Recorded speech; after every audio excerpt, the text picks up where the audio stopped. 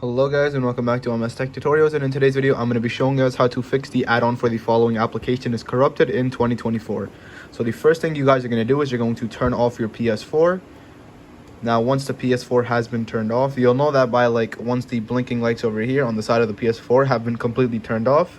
And another thing to keep in mind is that you will need a USB charger, or basically just your PlayStation 4 charger.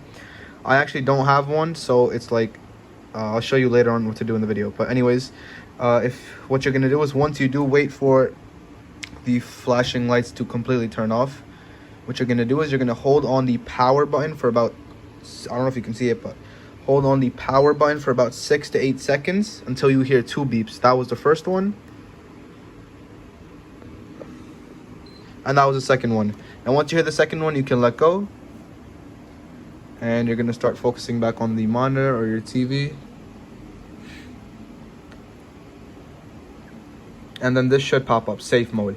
Now it says connect the DualShock 4 using the USB cable. I don't have a spare one in hand, but if you do, whatever, just connect it to the controller, just plug it in like you would do when you want to charge it. And then once you do that, press on the PS button, and once you press on the PS button, there's basically just going to be a couple of options, and you're going to go to the one that says rebuild database and then rebuild, and basically just click yes. Now once you do that, you should be good to go, and the error code should be fixed when the loading process is finished.